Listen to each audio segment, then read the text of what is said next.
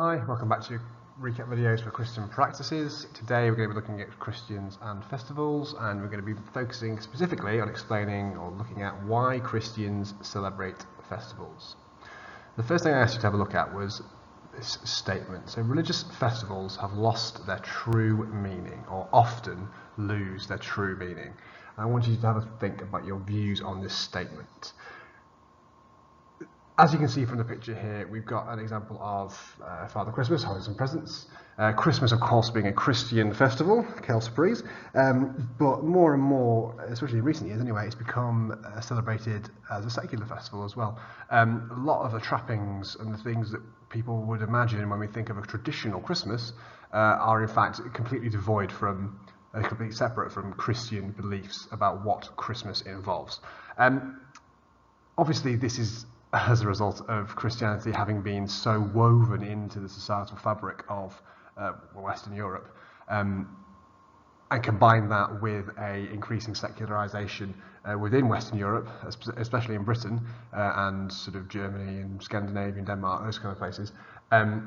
We are seeing a huge shift towards secularization, or no religion or a-religiousness. When you twin this with the traditional Christian festivals that are celebrated in these countries, you start to see a shift away from traditional values. The reason I asked this question was just so that you were bearing this in mind and framing in your mind the idea that obviously we do know a lot about festivals like Christmas and Easter, but it is important that when we're discussing Christian attitudes towards them, we're not just talking about contemporary British attitudes. We are in fact talking about the specific meanings that these festivals have to religious believers. We've got three key words today that we're going to have a look at: festival, Christmas, and Easter.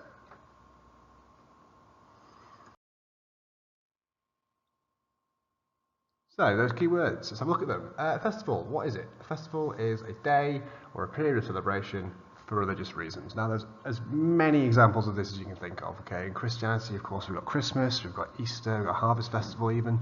In Islam, you've got Eid, you've got Ramadan.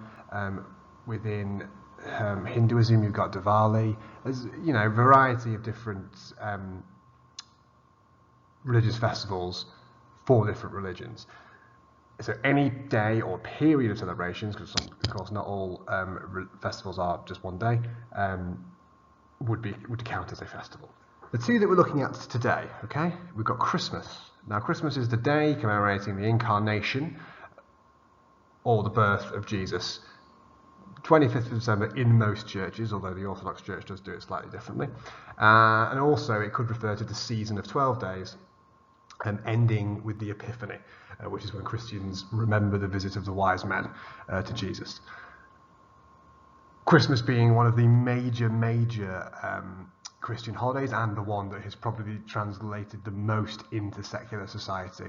As I record this, I have just come back from my Christmas break, back to school, and despite myself not being a believer, nor either my parents or my partner, or my partner's family, we all celebrated Christmas, just not a religious Christmas.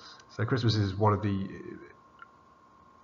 most notable examples of a religious festival transitioning into secular society. And of course we've got Easter as well, which I would make the argument is probably the most important Christian festival. The argument between Christmas and Easter is quite interesting to have, which celebrates the resurrection of Jesus from the dead. It starts on Easter Day and is finished with the Feast of Pentecost. So Christmas and Easter, two festivals that you need to bear in mind. We're going to have a look at them a little bit closer today. It's going to be quite a short video today. Well, I say that, who knows, it may end up being 4 hours long. But it was a quite brief video just looking at Christmas and Easter, the reasons why Christians celebrate these festivals and what they do to celebrate them. So then, Christmas. Christmas, as I said, probably the best example of a religious festival that has transitioned to a secular festival and celebration, or at least the most readily available to my mind anyway. Christmas, obviously, as I mentioned before, commemorates the incarnation of Jesus. We remember back to the idea of incarnation from our beliefs topic. incarnation was the idea of God being made flesh. So God's physical presence on the earth. The belief is that the Son of God, one of the three persons of God within the Trinity, came to earth, was made flesh, and Christmas is the commemoration, the celebration of that day. Within the UK, it's celebrated on the 25th of December, and that would go for most of Europe as well, not all though, in fact most of the world I would say. The celebration lasts for 12 days and ends with the Feast of Epiphany. Now, the way that Christians might celebrate this, obviously, is very similar to secular celebrations. So trees and homes are decorated with lights and nativity scenes. The lights represent Jesus as the light coming into the world, and the nativity scene shows baby Jesus being born in the barn, born into poverty. Nativity scenes are a Christian celebration of Christmas. Now, of course, Christmas trees aren't actually religious per se. They're more of a sort of German or Scandinavian tradition, which has spread to most of the world. However, trees may be decorated with light, so even though this is a sort of secular way of celebrating Christmas, there are religious links that you can draw to it. There'll be the lights representing Jesus and the light of the world.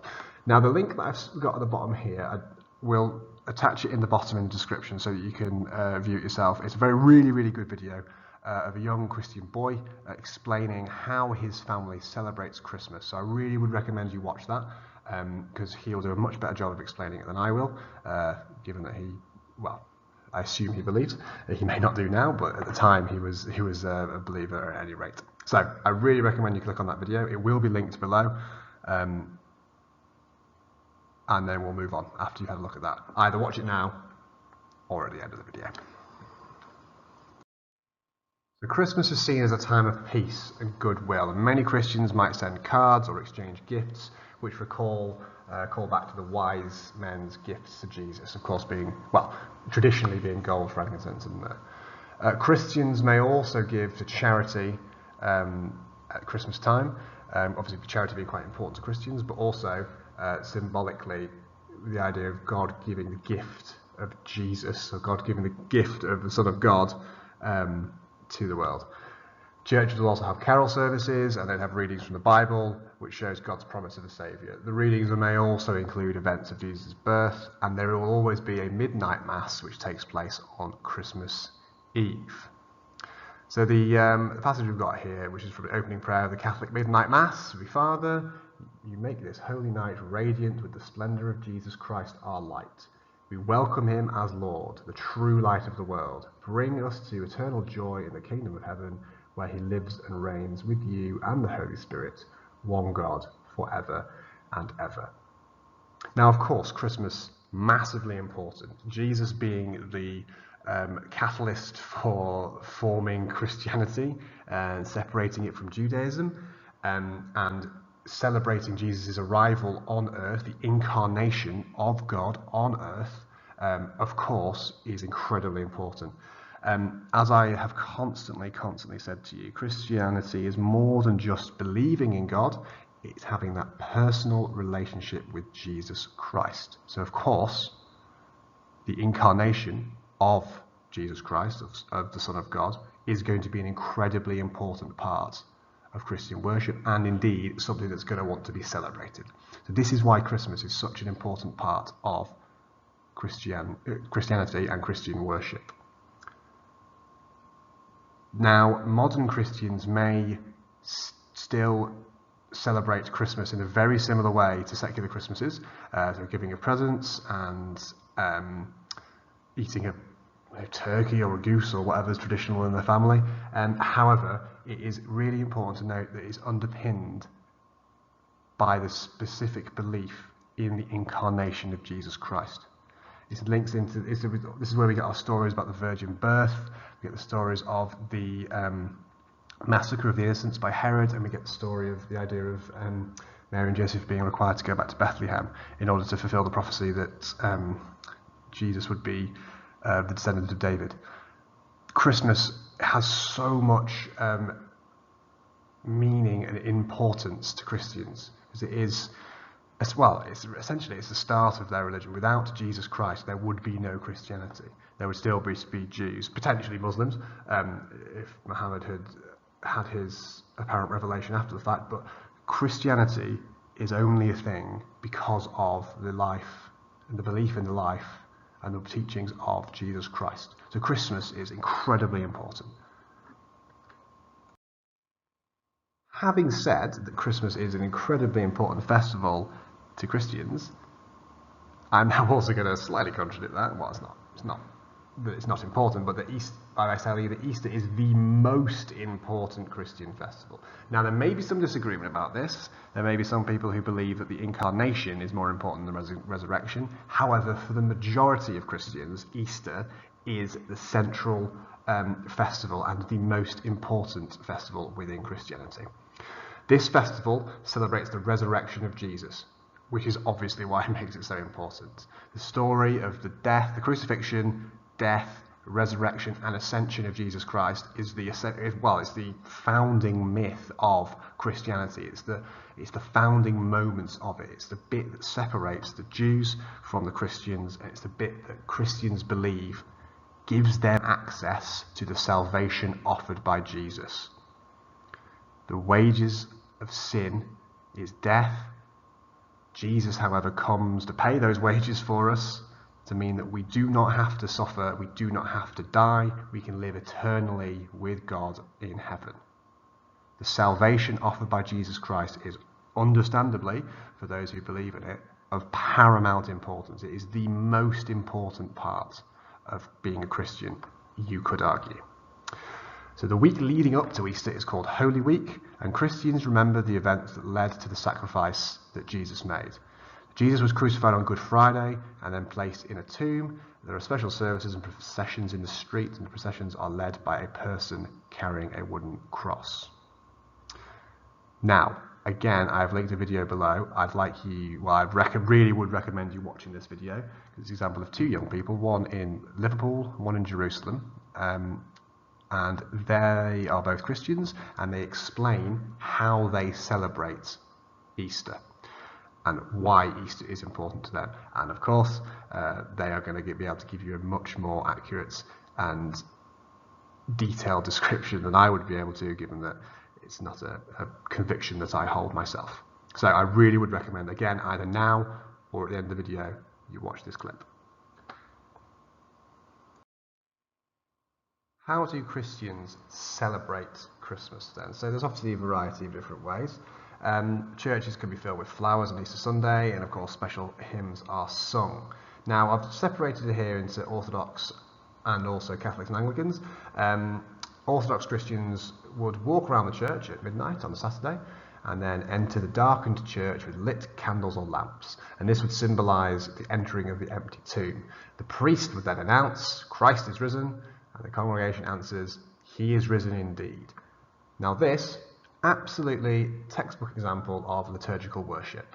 It does the same thing every time, it follows a set plan, everyone knows what they're doing, and it's got a great example of call and response. Okay.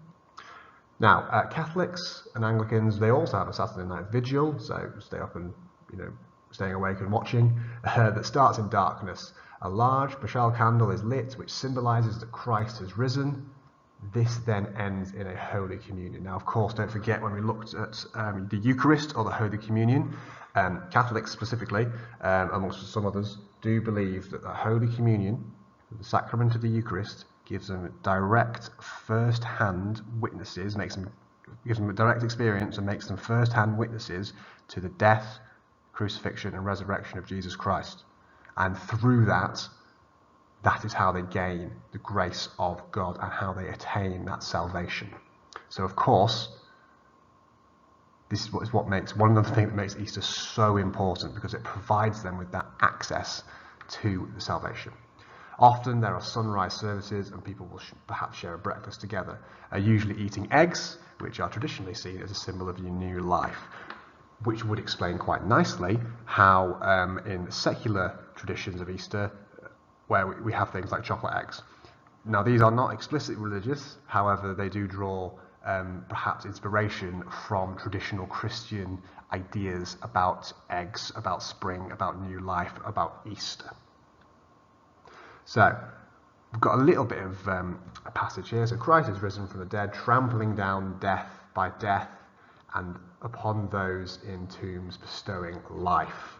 So this is part of a traditional hymn sung in Orthodox churches by Orthodox Christians at the Easter Divine Liturgy, and this gives us a nice source explaining or demonstrating Christians' attitudes towards Jesus, that he has defeated death, he has trampled death, he has defeated or killed death, the death of death, if you will. By his death, he has defeated death, meaning that those who truly believe in them, even if they should die, they will live forever with God in heaven.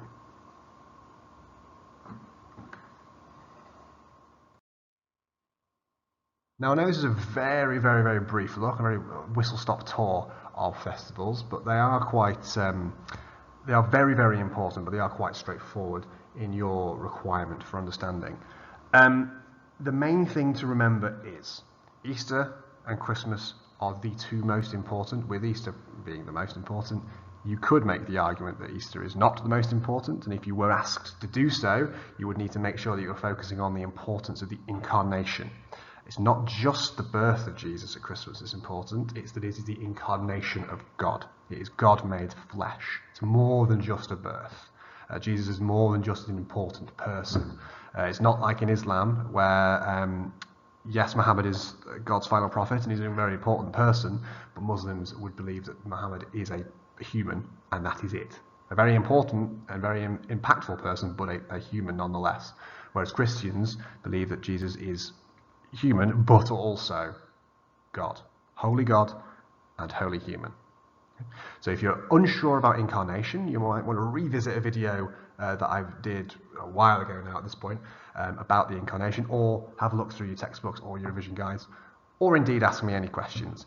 As usual, if you have any questions or anything you'd like to ask me, please put it in the comments below, email me directly, or if you are one of my students, pop into my class and ask me, and I'll do my best to answer any questions.